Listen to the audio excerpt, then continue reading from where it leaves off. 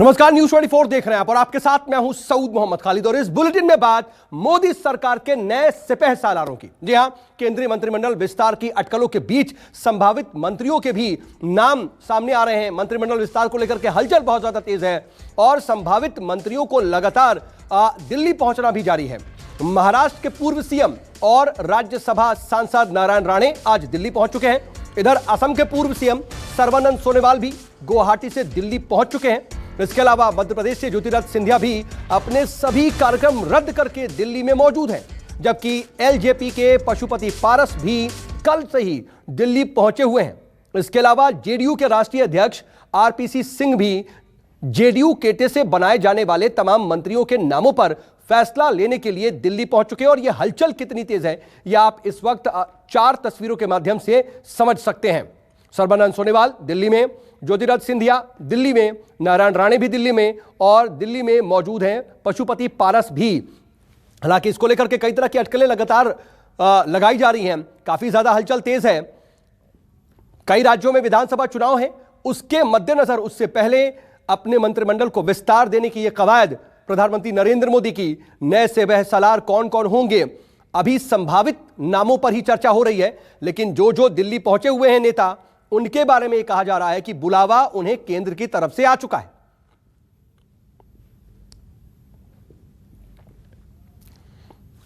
मध्य प्रदेश से ज्योतिरादित्य सिंधिया अपने सभी कार्यक्रम रद्द करके आज दिल्ली मौजूद हैं।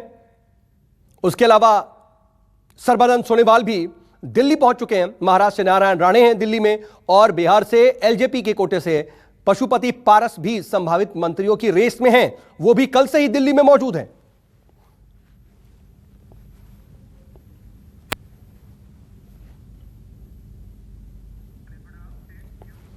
और चलिए अब आपको बताते हैं कि आखिर कौन कौन हो सकते हैं नए चेहरे, और एक एक करके आपके सामने आ रहे हैं जो बन सकते हैं टीम मोदी के नए चेहरे। उनमें सबसे पहला नाम है ज्योतिरादित्य सिंधिया का, जो कि इस वक्त आपको दिख रहे हैं, वो दिल्ली में मौजूद हैं। इसके अलावा सर्बानंद सोनोवाल भी इस वक्त दिल्ली में मौजूद हैं और वो नए चेहरे में जो शामिल किए जा सकते हैं उनमें वो भी हो सकते हैं। इसके अलावा बिहार के पूर्व उप मुख्यमंत्री सुशील मोदी का नाम भी बहुत ज्यादा लिया जा रहा है, वो मंत्रिमंडल में शामिल किए जा सकते हैं। इसके अलावा भूपेंद्र यादव का एक चेहरा है, भूपेंद्र यादव को भी मंत्री बनाया जा सकता है। वहीं विनय सहस्त्रबुद्धे को भी नए मंत्रिमंडल में जगह दी जा सकती है। और इसके अलावा अनुप्रिया पटेल हैं, वरुण गांधी हैं, दिलीप घोष हैं और साथ ही साथ वैजयंत पांडा हैं। वहीं मीनाक्षी लेखी का भी नाम बहुत ज्यादा सुर्खियों में है। कुल 15 नाम बताए जा रहे हैं, इनमें वैजयंत पांडा है और इसके साथ साथ मीनाक्षी लेखी हैं। वहीं संजय जायसवाल और जामयांग नामयाल भी इस दौड़ में शामिल हैं। हालांकि बहुत से नेता इस वक्त दिल्ली पहुंच चुके हैं। संभावित नाम है, संभावित चेहरे इस वक्त दिल्ली में मौजूद है। कोई कुछ बोल नहीं रहा है। जिससे भी रिएक्शन लिए जा रहे हैं वो यही कह रहा है कि जब कुछ क्लियर हो जाएगा, जब कुछ साफ हो जाएगा तब हम आपको बताएंगे। लेकिन अभी तमाम मंत्रियों का, तमाम जो बड़े नेताओं का दिल्ली में पहुंचने का सिलसिला है वो इस वक्त जारी है। तो जो हो सकते हैं टीम मोदी के नए चेहरे, वो आप इस वक्त एक एक करके अपने टेलीविजन स्क्रीन पर देख रहे थे। और वहीं 4 तस्वीरें, ये दरअसल हलचल है दिल्ली में। दिल्ली में क्या हो रहा है, दिल्ली में किस तरह से नेताओं के पहुंचने का सिलसिला जारी है, किस तरीके से उनसे रिएक्शंस लिए जा रहे हैं, उनकी तरफ से क्या बयान आ रहे हैं, उनकी तरफ से अभी तक खुल करके कुछ कहा नहीं जा रहा है। तमाम नेताओं की तरफ से बार बार यही कहा जा रहा है कि दिल्ली तो पहुंच चुके हैं, अगर कुछ होगा तो बताया जाएगा। हालांकि अभी तक इसके बारे में साफ और स्पष्ट शब्दों में किसी ने भी कहा नहीं है। लेकिन 15 जो चेहरे हैं वो शामिल किए जा सकते हैं।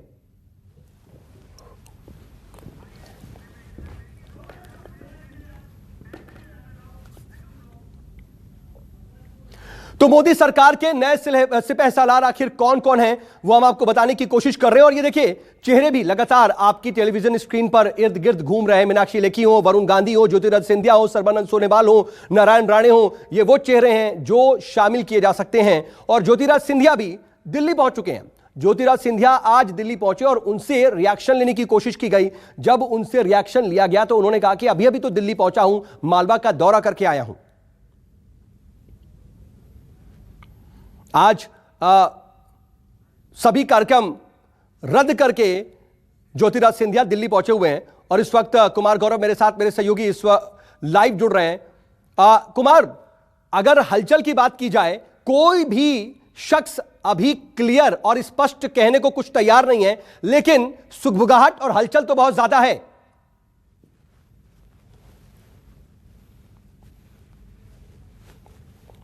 देखिए, बिल्कुल सुगबुगाहट और हलचल तेज है, इसलिए हमें नजर भी आ रहा है। लेकिन अमूमन ये होता है, जब से नरेंद्र मोदी केंद्र की सत्ता में आए हैं तो कहीं ना कहीं तब से एक सिक्रेसी मेंटेन करने की बात की जाती है। और जब भी जिस भी नेता को दिल्ली आने के लिए बोला गया है, उन्हें सिर्फ भाजपा, फिलहाल जो आज जो फोन गया, जिस फोन को लेकर लोग दिल्ली आ रहे हैं, वो भाजपा कार्यालय से गया था और सिर्फ एक लाइन में कहा गया था कि आप अपनी यात्राएं रद्द करके अविलंब दिल्ली पहुंचिए। इससे आगे की कोई जानकारी नहीं दी गई। जिन नेताओं ने जानना चाहा उनको कहा गया आप दिल्ली आइए तो आपको बताएंगे। तो जाहिर सी बात है कि अपने मन से नेता आगे बढ़कर नहीं बोलना चाहते, क्योंकि वो जानते हैं कि यहाँ जब से मोदी युग आया है तब से सिक्रेसी बहुत ज्यादा बीजेपी में मेंटेन की जाती है। हालांकि जिन नामों की चर्चा कर रहे थे उसमें मैं कुछ और नाम जोड़ना चाहूंगा। रंजीत सिंह नाइक हैं, महाराष्ट्र के नेता हैं, सतारा इलाके के, मराठवाड़ा के हैं, उनका भी नाम काफी तेजी से चल रहा है। इसके अलावा उत्तराखंड के पूर्व मुख्यमंत्री तीरथ सिंह रावत का नाम काफी तेजी से, अभी कुछ समय पहले से काफी तेजी से आया है कि वो मंत्री की रेस में काफी आगे हैं, क्योंकि कुछ दिन पहले उन्हें मुख्यमंत्री का पद छोड़ना पड़ा था और उनकी जगह एक जूनियर को, वहां धामी को मुख्यमंत्री बनाया गया था। जाहिर सी बात है, चर्चा काफी तेज है, नेता दिल्ली पहुंच रहे हैं। ऑफिशियली अगर बात की जाए तो ऑफिशियल तौर पर शपथ ग्रहण की तारीख और वक्त भी ऑफिशियली कम्युनिकेट नहीं किया गया है, लेकिन जो जानकारी मिली है उसके मुताबिक 8 तारीख को सुबह 11 बजे के आसपास शपथ ग्रहण समारोह होगा। आज और कल का जो दिन है, वो जिन्हें भी दिल्ली बुलाया गया है उनसे उसके चाहे तो राष्ट्रीय अध्यक्ष मिलेंगे, अमित शाह मिलेंगे और आखिर में प्रधानमंत्री नरेंद्र मोदी मिलेंगे। और इन सारी बातचीत, मुलाकातों कुल मिलाकर के उन्हें दिल्ली बुला लिया गया है। अभी आगे के भी कार्यक्रम के बारे में उनको जानकारी नहीं दी गई है, सभी इंतजार कर रहे हैं। कुमार गौरव, मैं आऊंगा आपके पास, लेकिन इस वक्त एक बड़ी खबर आ रही है, अपने दर्शकों को बता दें। दरअसल ज्योतिराज सिंधिया भी दिल्ली में मौजूद हैं और दिल्ली में मंत्री बनने के सवाल पर जब उनसे जवाब मांगा गया तो उन्होंने कहा कि कोई खबर होगी तो आपको बताऊंगा। उन्होंने आगे कहा कि मालवा का दौरा करके आया हूं। ज्योतिराज सिंधिया इस वक्त दिल्ली में मौजूद है, दिल्ली पहुंच चुके हैं और जो संभावित मंत्रिमंडल में जगह दिए जाने की बातें कही जा रही हैं, जिन चेहरों को, उनमें ज्योतिराज सिंधिया का भी नाम प्रमुख तौर पर लिया जा रहा है। हालांकि ज्योतिराज सिंधिया से जब इसके बारे में रिएक्शन लिया गया तो उन्होंने कहा कि अगर कोई जानकारी होगी तो आपको बताऊंगा, अभी अभी मालवा का दौरा करके लौटा हूं।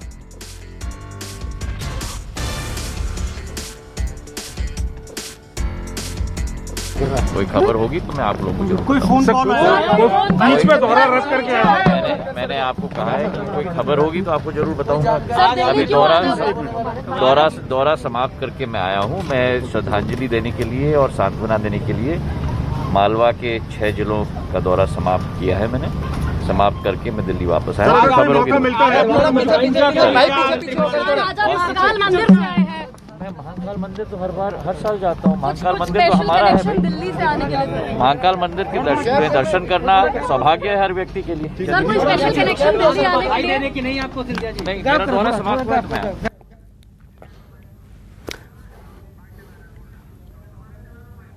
कोई खबर होगी तो मैं आप लोगों को जरूर कोई फोन कॉल आया, बीच में दौरा रद्द करके आया। मैंने आपको कहा है कि कोई खबर होगी तो आपको जरूर बताऊंगा। दिल्ली अभी क्यों दौरा समाप्त करके मैं आया हूं। मैं श्रद्धांजलि देने के लिए और सांत्वना देने के लिए मालवा के 6 जिलों का दौरा समाप्त किया है। मैंने समाप्त करके मैं दिल्ली वापस आया। कोई खबर होगी मैं महाकाल मंदिर तो हर साल जाता हूँ। महाकाल मंदिर तो हमारा है। दिल्ली से आने के लिए महाकाल मंदिर के दर्शन करना सौभाग्य है हर व्यक्ति के लिए। सर, कोई स्पेशल कनेक्शन दिल्ली आने के लिए कि नहीं आपको सिंधिया जी? नहीं, मेरा दौरा समाप्त हुआ तो मैं दरअसल दिल्ली आने से पहले ज्योतिराज सिंधिया ने अपने सारे कार्यक्रम तो रद्द किए, लेकिन महाकाल के दर्शन करके दिल्ली आए हैं और इसलिए भी उनसे सवाल पूछा गया। कुमार गौरव मेरे साथ, मेरे सहयोगी बने हुए हैं। कुमार, ज्योतिराज सिंधिया एक प्रमुख चेहरा और जिस तरीके से उन्होंने कांग्रेस का एक लंबा साथ छोड़ा था, अब यह माना जा रहा है कि उन्हें कम से कम अब उसकी वजह से और एक कहीं ना कहीं जो उन्होंने उस वक्त फैसला लिया था, अब उसका इनाम उन्हें मिलेगा।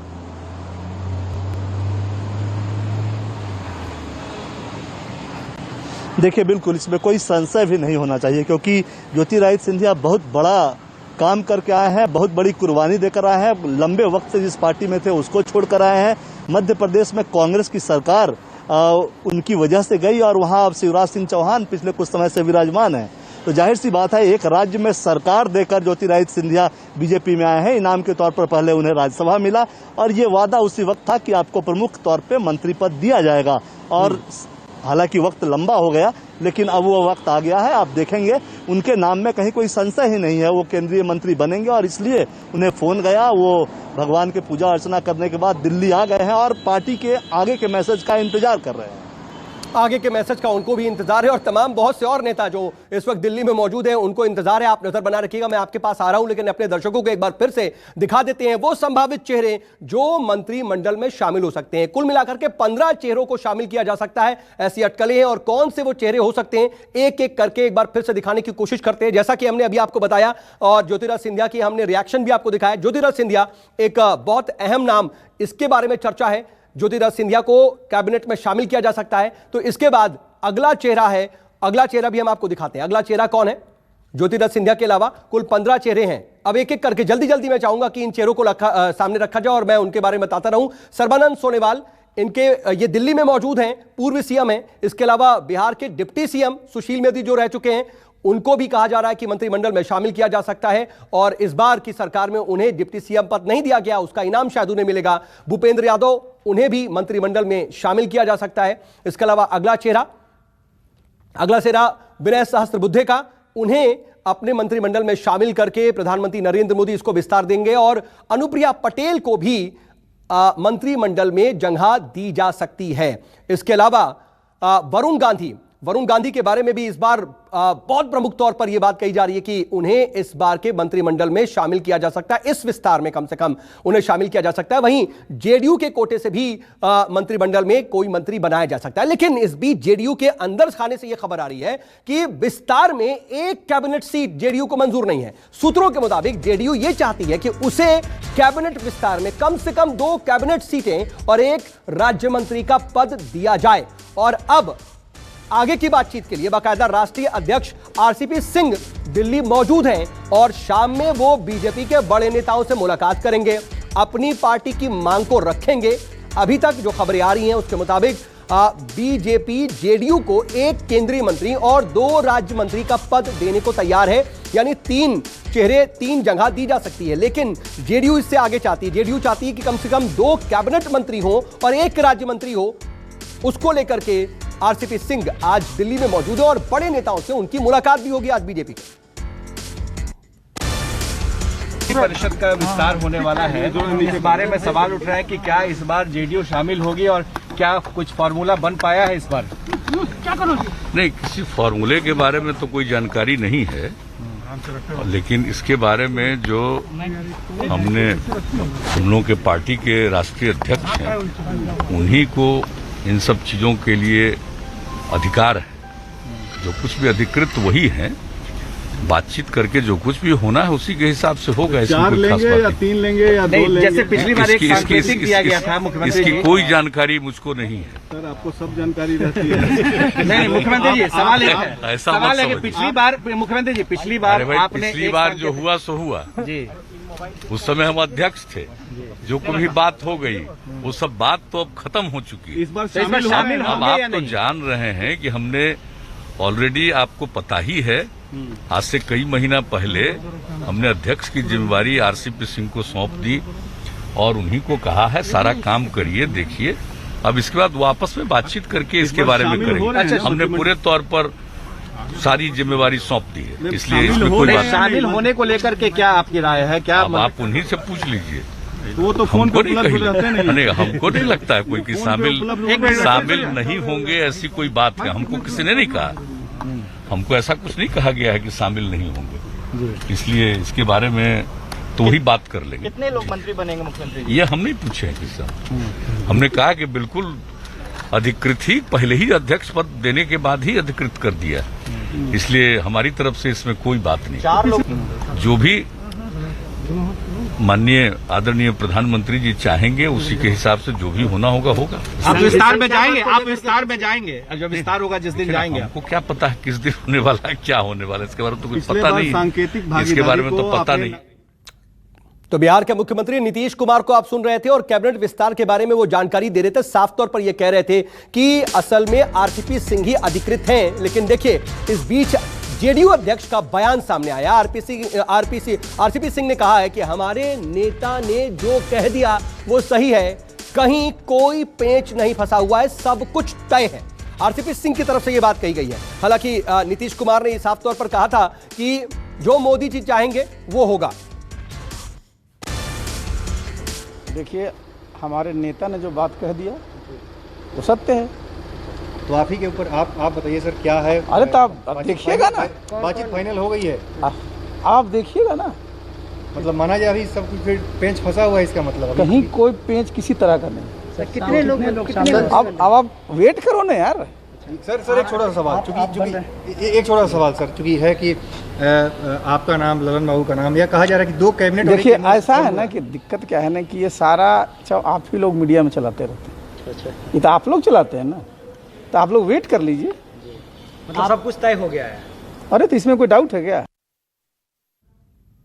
तो आरसीपी सिंह का आपने बयान सुना, कोई पेच नहीं है, सब कुछ तय है, कोई दिक्कत वाली बात नहीं है। और कुमार गौरव मेरे साथ, मेरे सहयोगी लगातार बने हुए। कुमार, अगर हम जेडीयू के कोटे की बात करें तो क्या वाकई सब कुछ सुलझा हुआ है जितना बताया जा रहा है, या फिर अंदर खाने अभी भी बहुत कुछ क्लियर होना बाकी है?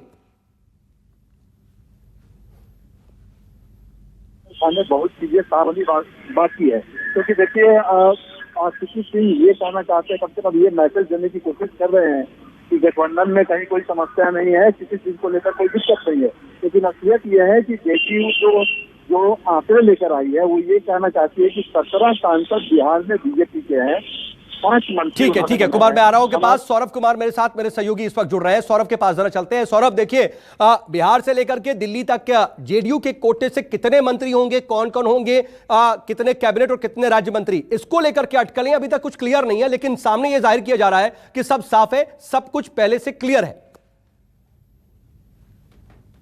कोशिश की जा रही है कि बीजेपी और जदयू के बीच कोई पेच नहीं है, लेकिन सबसे बड़ी बात है कि आपको अगर 2019 का वो मामला याद होगा जब कैबिनेट का विस्तार हो रहा था और जिस तरीके से बीजेपी ने जदयू को एक केंद्रीय मंत्री का पद ऑफर किया था और उसके बाद जदयू नाराज हो गई थी और वो काफी दिनों तक मंत्रिमंडल से बाहर भी रही थी। लेकिन अब काफी दिनों तक मंत्रिमंडल से बाहर भी रही थी, लेकिन अब जदयू ने यह फैसला लिया है कि वह मंत्रिमंडल में, यानी दोबारा मंत्रिमंडल में शामिल होगा। इस बात की चर्चा मुख्यमंत्री ने भी कर दी है और राष्ट्रीय अध्यक्ष आरसीपी सिंह ने कहा है। लेकिन वो कौन सा फॉर्मूला होगा? सबसे बड़ी बात है कि जदयू चाहती है कि उसे 2 केंद्रीय मंत्री का पद और 2 राज्य मंत्री का पद मिले, लेकिन बीजेपी इस पर कतई राजी नहीं है।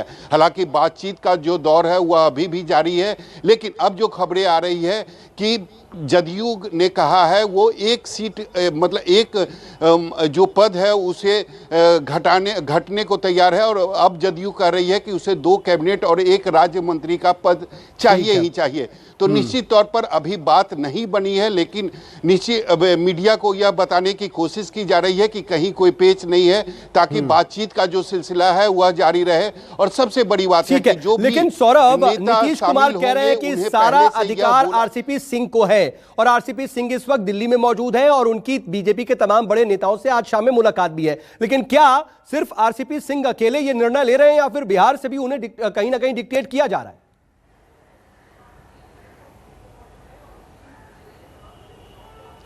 जी बिल्कुल, जिस तरीके से आरसीपी सिंह ने कहा कि हमारे नेता यानी नीतीश कुमार ने जो कहा है वह बिल्कुल सत्य कहा है।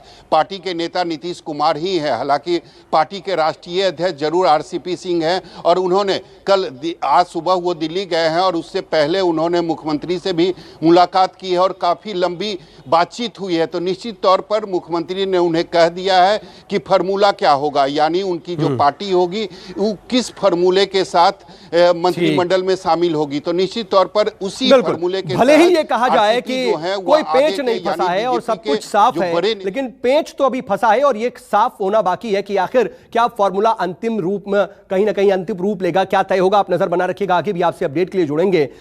नमस्कार, मैं हूं मानक गुप्ता। अगर आपको हमारा ये वीडियो पसंद आया हो तो इसे लाइक और शेयर जरूर करें और हाँ, हमें सब्सक्राइब और फॉलो करना ना भूलें ताकि आप देश और दुनिया की कोई खबर मिस ना करें। चाहे कोई ब्रेकिंग न्यूज हो या कोरोना वायरस से जुड़ी कोई भी अपडेट, पॉलिटिक्स हो या आपकी जेब से जुड़ी कोई खबर, इलेक्शन की कोई न्यूज हो, कोई कंट्रोवर्सी हो या फिर कोई वायरल वीडियो, सब कुछ मिलेगा न्यूज़ 24 पर। तो जुड़े रहिए हमारे साथ और देखते रहिए न्यूज़ 24।